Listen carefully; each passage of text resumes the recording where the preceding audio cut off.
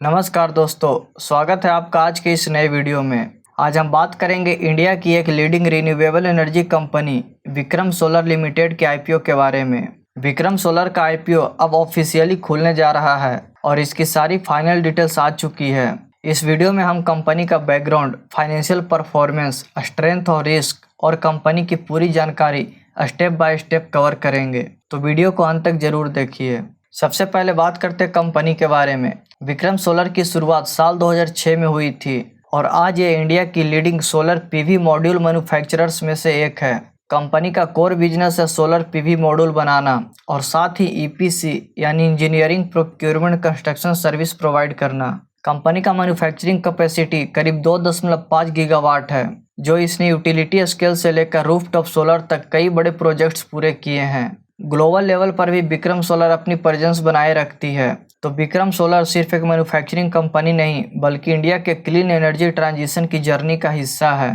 अब सबसे इम्पोर्टेंट बात, आईपीओ डिटेल्स पर आते हैं।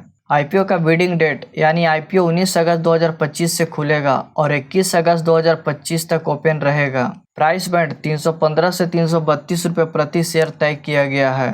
लॉट साइज यानी एक लॉट में 45 शेयर होंगे। मिनिमम इन्वेस्टमेंट यानी रिटेल इन्वेस्टर को मिनिमम 14,175 रुपये इन्वेस्ट करना होगा। इशू साइज की बात करें तो करीब 2,079.37 करोड़ रुपए का है। इसमें फ्रेश इशू और ऑफर फॉर सेल दोनों शामिल हैं। फ्रेश इशू से जुटाई गई रकम का इस्तेमाल company working capital needs, debt repayment और सबसे खास बात मैन्युफैक्चरिंग कैपेसिटी एक्सपेंशन के लिए किया जाएगा। आईपीओ के बाद शेयर की लिस्टिंग एनएससी और बीएससी दोनों एक्सचेंज पर होगी।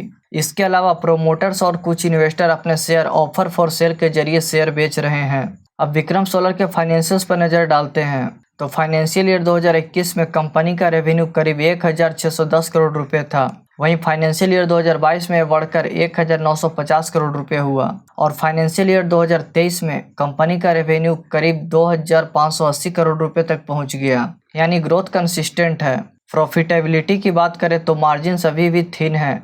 रीजन यह है कि सोलर इंडस्ट्री में रॉ मटेरियल कॉस्ट जैसे पॉलीसिलिकॉन और मेटल्स की प्राइस फ्लैक्चुएट होती रहती है। इसके अलावा इंटरनेशनल कंपटीशन भी अर्निंग्स पर प्रेशर डालता है। अब अगर स्ट्रेंथ की बात करें तो विक्रम सोलर के पास कई स्ट्रॉन्ग पॉइंट हैं। सबसे पहला, कंपनी का ब्रांड काफ़ी स्टेब्लिश्ड है और इस फील्ड में इसका एक्सपीरियंस भी काफ़ी लंबा है। दूसरा, विक्रम सोलर सिर्फ सोलर पैनल ही नहीं बनाती, बल्कि ईपीसी यानी इंजीनियरिंग और प्रोजेक्ट एग्जीक्यूशन का भी काम करती है, यानी इसका बिजनेस मॉडल डाइवर्सिफाइड है। तीसरा, इंडिया में सोलर एनर्जी की डिमांड बहुत तेजी से बढ़ रही है और गवर्नमेंट भी रिन्यूएबल एनर्जी को लगातार पुश कर रही है। इसका सीधा फायदा विक्रम सोलर जैसी कंपनी को मिलेगा। और चौथा, कंपनी अपनी मैन्युफैक्चरिंग कैपेसिटी बढ़ाने पर फोकस कर रही है, जिससे आने वाले समय में इसका स्केल और भी बड़ा हो सकता है। अब बात करें रिस्क की तो कुछ चैलेंजेस भी हैं। सबसे बड़ा रिस्क है कंपटीशन। इंडिया में ही नहीं बल्कि बाहर की कंपनी भी इस सेक्टर में एक्टिव है, जिससे मार्जिन्स पर दबाव आता है। दूसरा, रॉ मटेरियल जैसे पॉलीसिलिकॉन और मेटल्स की कीमतें काफ़ी फ्लक्चुएट होती है। अगर इनकी प्राइस बढ़ती है तो कंपनी के प्रॉफिट्स पर सीधा असर पड़ सकता है।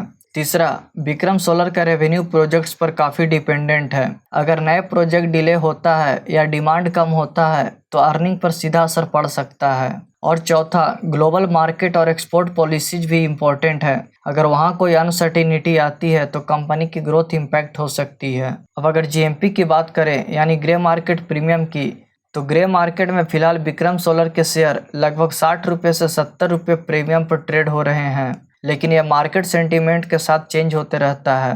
तो दोस्तों, ये था विक्रम सोलर आईपीओ का पूरा एनालिसिस। रिन्यूएबल एनर्जी फ्यूचर की सबसे प्रॉमिसिंग इंडस्ट्री में से एक है और विक्रम सोलर इंडिया का एस्टेब्लिश्ड प्लेयर है। आपकी क्या राय है विक्रम सोलर आईपीओ को लेकर? क्या आप यह आईपीओ अप्लाई करेंगे या नहीं? हमें कमेंट सेक्शन में ज़रूर बताइए।